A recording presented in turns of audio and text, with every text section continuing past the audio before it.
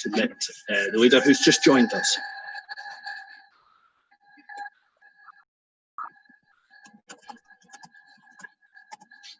Hi, Lennox. Hello. You just missed me saying that we were getting started, and my introduction where I explained that I would be renaming people, and every time somebody was speaking, I'd be muting everybody else so that there was less feedback and everything like that. And I'll hand you back over to Councillor Henderson who'll get the meeting started. Thank you. Okay, good afternoon, everybody. Welcome to the Blackpool, Fylde and Wyre Economic Prosperity Board meeting on Wednesday, the 3rd of June.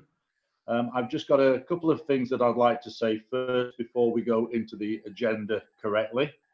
I'd like to welcome Councillor Karen Buckley, the interim leader at Fylde Borough Council.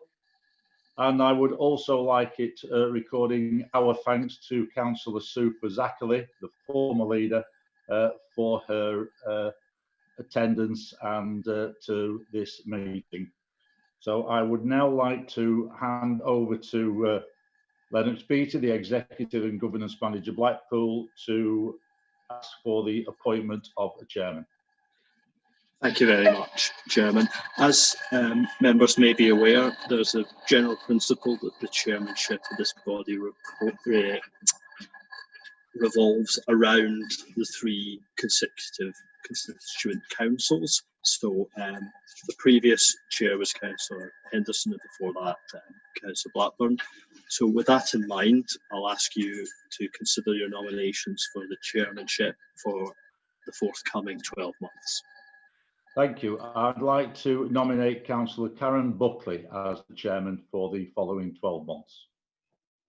I'd like to second that, please, Lennox. Do you have any other nominations? And in that case, is it agreed that Councillor Buckley be appointed the chairman? Agreed.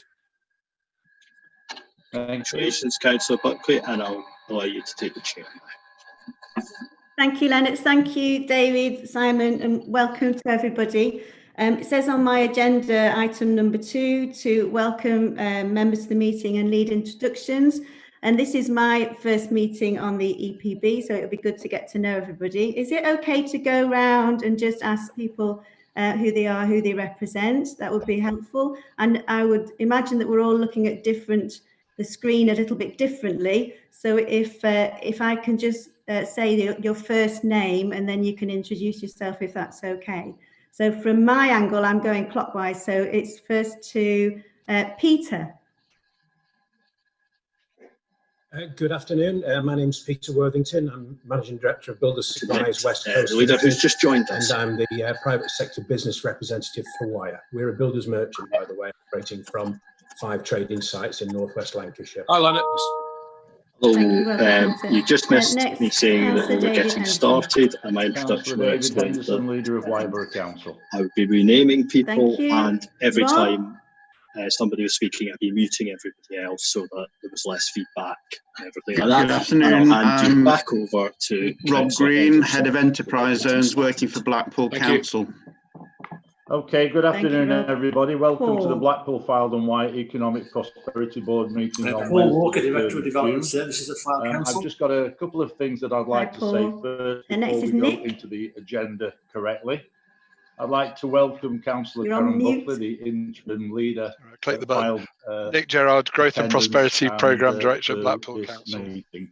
So I would now like to hand over to Hi, I'm Marianne Hesketh, Corporate Director for Communities at Wyre Council. Hi, Marianne. Alan? Alan Oldfield, Chief Executive at Fylde Council. Thanks, Alan. Catherine is next on my screen.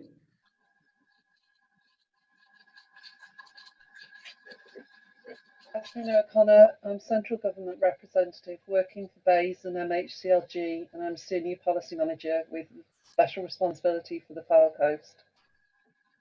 Thanks, Catherine. Simon. Councillor Simon Blackburn, Leader of Blackpool Council. Great. Neil is next on my Neil Farley next. Hello, Neil Farley, Head of Site transformation and change programs at Westinghouse Springfield Fuels, just outside of Preston. I'm also on this forum the business representative for Fylde. Great, thank you, Neil. Martin is next. I don't know if Martin can. Lennox, you said Martin can hear but not contributes. Yeah, he's struggling with his microphone, but he is listening in. It might well be that he manages to fix that during the meeting, but at the moment he's struggling to talk to us. All right, and Martin Long is business representative for Blackpool. Is that right? Naptham Solicitors is in charge. Thank you. So next on my screen is Yvonne. Yvonne is my colleague who's helping with just putting it on YouTube. Okay, that's great. Andrea.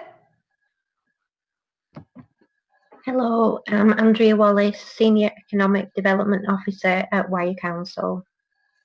Hi, Andrea. And Neil Jack. Hi, Neil Jack. I'm the Chief Executive of Blackpool Council. Hi, Neil. I think that's everybody that I can see on my screen, and there's no second page. So are there any apologies, Lennox? Not that I have, Chairman. Okay, thank you. So item number 3, I'll move on to appoint a vice chairman. I think it's usual to rotate this as well. Can I therefore propose Councillor Simon Blackburn for the role of vice chairman? I'm happy to second that. Simon, are you happy to take that on? Over the moon, Chairman, over the moon. Thank you, that's agreed. Okay, item number 4, declarations of interest. Do any of the board members have any interest to declare? No.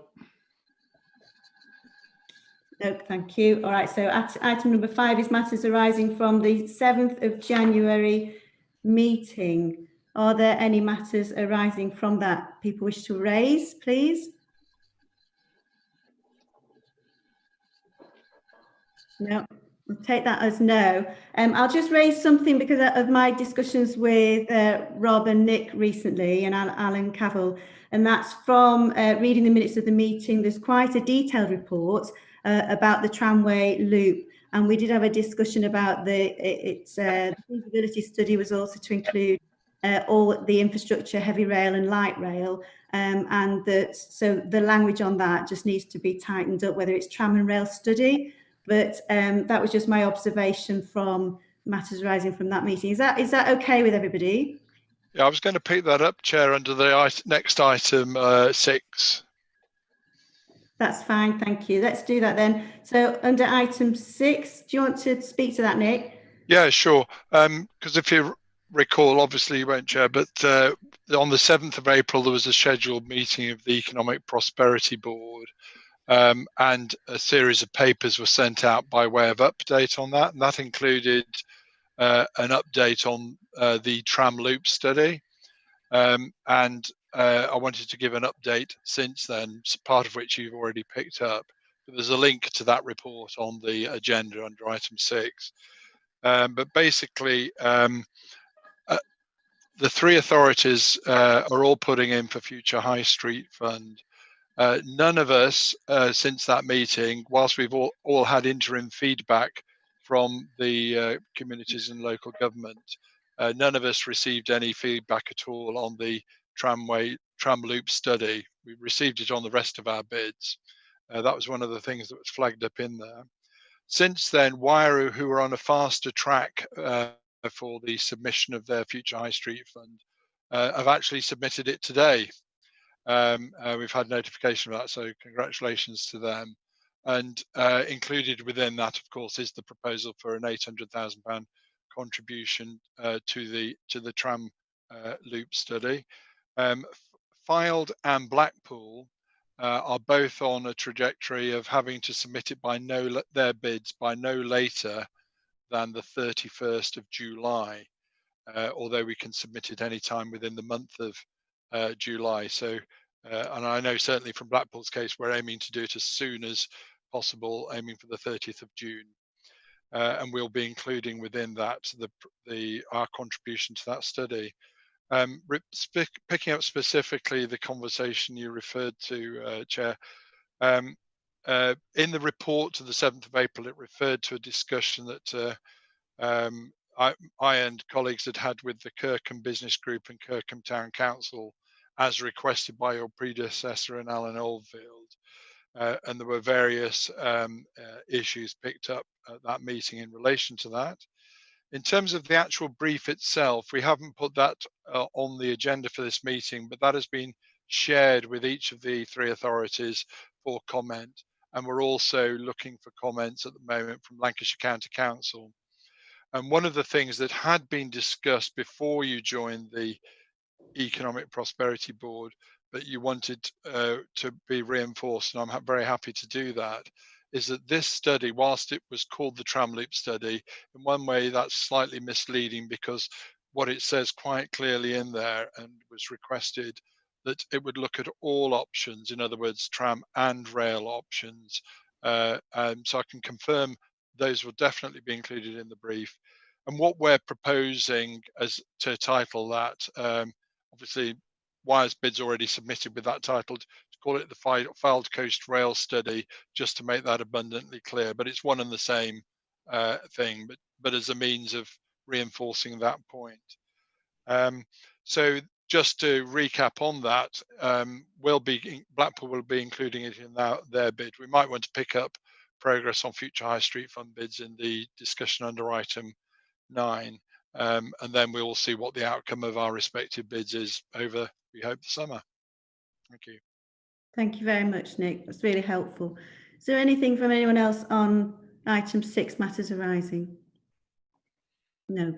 Okay, let's carry on. Item 7 is the minutes of the last meeting of the 7th of January. Of course, this was before I was on the EPB. Simon wasn't in attendance, I don't think, at that meeting either. So, David, it's down to you.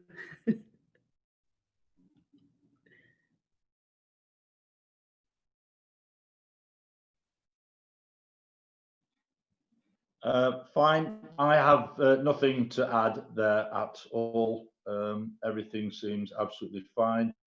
The only thing is if Marianne Hesketh has anything else to add to what Nick has just said. If not, the minutes are absolutely fine.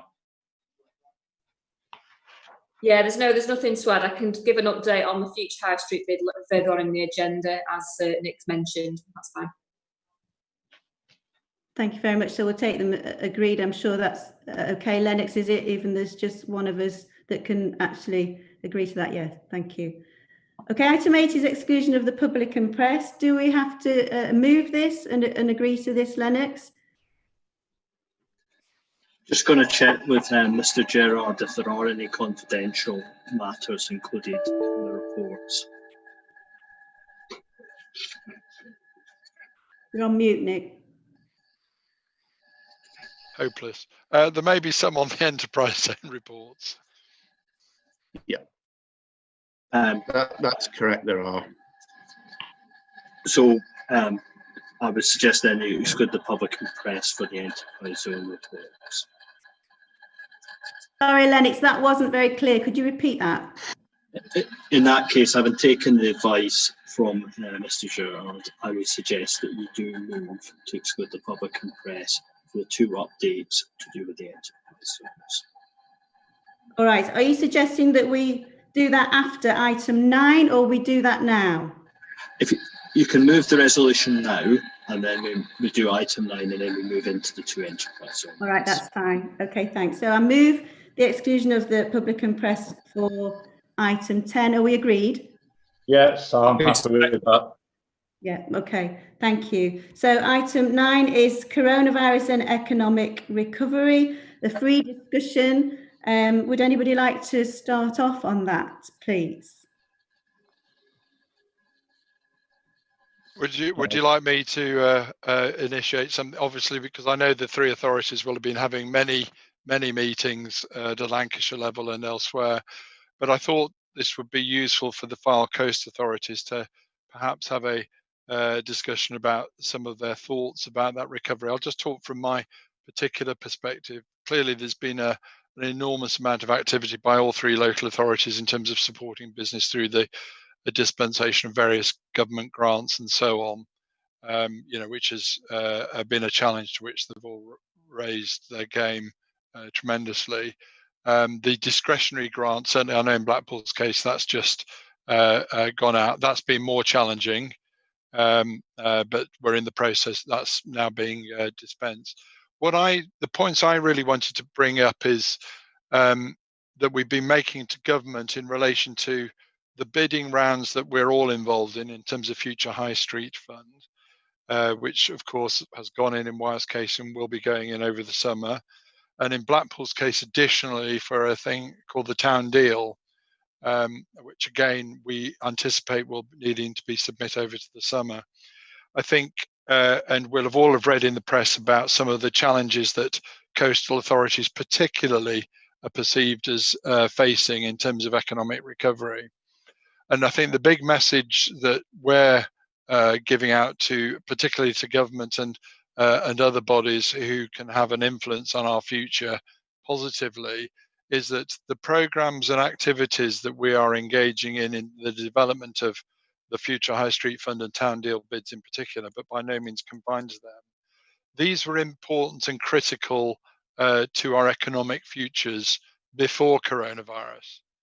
The post-coronavirus, and as we begin to emerge out of the lockdown and start to get our economies going again, the need for speedy approval of these plans and approval of them, because that can't be taken for granted either, becomes all the more critical. And I think the voice of the Fylde Coast in terms of being united and actually saying how important it is that the government gets behind us, and we're utilising the support of our MPs and others who of course are clearly sort of committed to supporting us on that, is certainly something that we need to be pressing on. And I know that in Blackpool we're certainly being very proactive in that. So there's certainly in Blackpool's case, with the challenges our town centre faced, the retail and leisure dimensions of getting the economy going are particularly acute.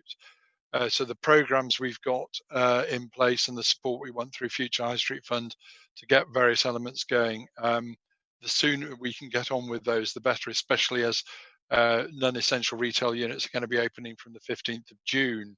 And as you'll recall, for example, Blackpool bought the Hounshill Shopping Centre as a major investment in supporting regeneration just last autumn. And that has been closed for the duration. And of course, that's reopening on the 15th. And seeing the success of that and the support of the businesses, and there is a really important issue. The other thing I wanted to briefly mention, because it's been something of a significant discussion we've had over the couple of years of the Economic Prosperity Board, is marketing. I'm not talking about the tourism marketing, but particularly the business investment marketing, which is where we've done a lot of work here and talked about it. We've had DIT supporting us. We've had Marketing Lancashire supporting us at these EPB meetings. And then, of course, we've done the consultancy work, initially with Mickeldore and then with Diva and Clarity, on promoting under the banner of the Blackpool Grand Business in Blackpool, and then supporting our economies across the Fylde Coast. That contract with Diva and Clarity has come to an end. We've undertaken a tender exercise, and Rob and I are doing interviews next week of a shortlisted firms of consultants. We had a lot of interest in that, but that will be focused on in terms of marketing to the growth sectors of the economy to get more investment into the Fylde Coast. We're looking to appoint the company who can best support us in that. And that's going to be particularly acute and important, that we give as many positive messages and as many sort of real facts and about the opportunities that are available here, not least in our enterprise zones. So once we've got those people on board, we'll certainly be bringing them to talk to our next Economic Prosperity Board, whichever company we end up going for, but also we'll be using through the Business in the Community Pride Place Board, there's an inward investment panel that includes a number of companies who we will be utilising to support that work as well and make sure it focuses on deliverable outcomes you know, for the Fylde coast. I mean, there's an enormous amount we could talk under that, but that's really all I wanted to say, just to get the ball rolling. We've got a challenge on our hands, to which we are determined to rise. Thank you, Nick. Thanks for your positivity as well. Good luck with Hounds Hill, Simon. Who else wants to come in on this? Chairman, we have today at Wyre, we've done a press release regarding the new grants that have come out that people need to be made aware of. I, particularly as the leader at Wyre Council, I've received quite a few emails from small businesses that didn't qualify for whatever reasons, and it would now seem that the discretionary business grant scheme that's now been done, that will hopefully scoop up the businesses that haven't been able to apply for the original grants. I've also very, very happily received thanks as well from small businesses for the speed that the money has been sent to them. And as you will have picked up on attending the district leaders meetings, that all the authorities throughout Lancashire are really pushing on two fronts, and that is to ask the government to release funds to us to make sure that our balances are kept up as best as possible, so that we can also then help small businesses. And we are doing that as one. So it carries a little bit more weight when all the district authorities and the unitaries are then signing up to the government to please release more funds. So I don't know if Marianne's got anything else to add from Wyre's point of view, but from ours, it realistically is now that we've actually got to start moving on. Coronavirus is naturally, it's here. It's absolutely been deathly, quite honestly. But we've got to now start moving to more phases to try to get businesses running, up and running again, and to help businesses as much as possible. Because realistically, we just can't keep treading water and waiting for the actual situation of coronavirus itself in isolation to get better. We need to run along parallel with these things and work with businesses to try to move things along. Yeah, I mean, just to add to that, so we have been very proactive in letting businesses know about the grants that are available, and we've also issued a risk assessment template that they can use in order to help them get open as soon as possible. So that's been really, really good. We see the Future High Street bid as being key, so I'll mention that now. So our Future High Street bid, it has been really challenging to put together during this time, because obviously a lot of staff have been redeployed doing other jobs, but our team's really pulled it out of the bag really, and we've put a bid in for, it's £22 million, and it is going to be really important, as Nick said, that we want to try and see, we want the government to decide as soon as possible if we're going to get some money, and the sooner we get it, the better, then we can crack on with some of the schemes that we've put in that bid. So just to give you a bit of an overview, the main focus has been around high street living, so there's more housing developments on the high street. We're looking at a flood defence scheme, so that it'll unlock the ABP site for development. We've got the tramway feasibility study in there. There's a project around Fleetwood Museum. There's another one around Fleetwood Market, which we see is absolutely key in terms of the regeneration of Fleetwood, and some public realm work. So yeah, it's a really good bid, and I really hope that the government supports it and that we get the full 22 million. Just the other thing I want to mention as well is there's a new fund which is called Reopening the High Street. So we are putting together an action plan for that, and it'll be focused around our 4 main town centres, so Fleetwood, Cleveland, Poulton and Garstang. So I'd be interested to know what the other areas are doing around that fund and what kind of things they're bidding for. Thank you, Marianne. Anybody else want to come in on the back of that? No, Peter, yes. Yeah, we're just like a flavour of what we're experiencing. From our 5 locations, we are trading from 4, but we've had to be very careful how we go about it, because we've got, as you see behind me here, quite extensive yards that we can't just have the general public and the trade wandering about. So our offer has been a delivery service, and more latterly, timed, pre-ordered, pre-booked, prepaid for collections. And our sector, particularly DIY, is very buoyant at the minute. We're working harder, probably for less margin and or certainly less turnover, because everything's so labour intensive. But there are a lot of people at home, time on their hands, wanting to do something. They may have had their holidays cancelled and they've had the refunds. So a lot of that is going into home improvements. We are experiencing as well some product shortages in the supply chain, because factories have closed, British Gypsum in particular. There's shortages of powders and some insulations, but we are managing to trade in a challenging way, because it's so labour intensive. Everything is double handled. On the plus side, people are keeping their accounts up to date, because there's very few places they can go, and very few things are stolen. So stock shrinkage isn't something we're experiencing, only possibly a little bit of damage. So there is a lot of commercial activity waiting to happen, I feel, and people certainly have some disposable income, and we hope that comes to the high street as well. That's all from me, thanks. Thank you, thanks very much. From Fylde's point of view, obviously, like everybody else, we've been giving out the grants, business support grants, as getting the money out to businesses as quickly as possible. That's our aim. We launched our discretionary scheme 2 weeks ago, so we're quick off the mark with that. So again, the aim just to support those businesses, and as David says, those that maybe fell through the gaps of the first scheme, pick them up where we can in the second. And I'm sure everybody is on with making our high streets safer with social distancing and pop-up cycle lanes and things like that. That's very current at the moment, which is under discussion.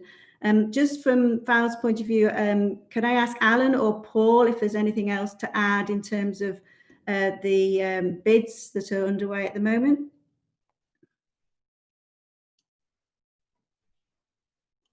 I'll come in, Karen. Sorry, I've not got the hands up. We have got a member and an officer working group coming together to look at the grant SHAPS scheme, where you can bid to a certain amount of money on various initiatives to reopen the high streets. We are currently engaging with 3 local business groups that represent each of the main town centres, putting forward ideas on how public space can be used more effectively to help facilitate their businesses. A number of ideas have been coming through from individual businesses as well as groups of businesses belonging to certain locations, streets, or different venues. Lytham in particular wants to get the cafe culture back up and running. They've been suffering watching the tremendous heat while they've all had to remain closed. We have got a lot of our leading restaurateurs offering takeaway services. More and more each week are opening up to that, and our concessions along the tourism front have started to open increasingly each week. We've got a number chomping at the bit who within the regulations can't open yet, but we actually believe the next one to open, and was actually never required to close, was the beach huts. Though they technically were never required to close, people couldn't go to them, and they're now looking at conditions in which they can reopen now that people are entitled to go places. So there's a lot of activity. I'm sure it's the same across the whole Fylde coast. The tourism industry is raring to go again. I think in some cases we're having to hold back the reins just to make sure the regulations are in place, and that some people aren't running ahead of themselves. But it's only out of enthusiasm and desire to get back to whatever normal will become post-COVID-19. I'm not sure it'll be the same as it was before the lockdown. So again, I think we're in line with other authorities. We've got a number of initiatives. Our discretionary scheme closes on Monday, and we suspect, looking at the moment, that most of our money will have gone. It's been popular. Whether we can get more funds for that yet, we're not sure. Our main scheme, our business grant scheme, has had a very significantly high payout rate, but there still are a number of businesses out there that are falling between each scheme. So I don't know what's going to happen next, and I still think there'll be a small group of businesses who've just not been able to get help from any corner.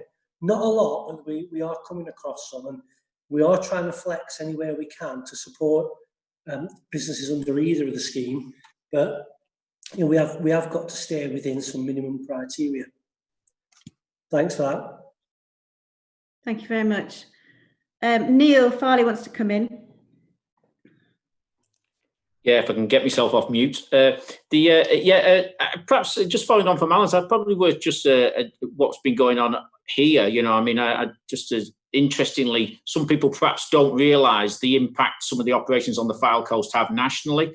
As an example, the nuclear fuel plant we've been operating throughout the COVID crisis is actually part of the critical infrastructure. So one of the conversations that hasn't been having in the media is obviously there's a lot of focus, quite rightly, about NHS and ventilators and, you know, all that, the alert system. But without power and energy to run all those things, then you know, the country finds itself in a difficult place. So the fuel plant that is just outside of part of Fylde and just outside of Preston there, we over the last 8 weeks have been supplying the fuel that's made over 25% of the UK's energy.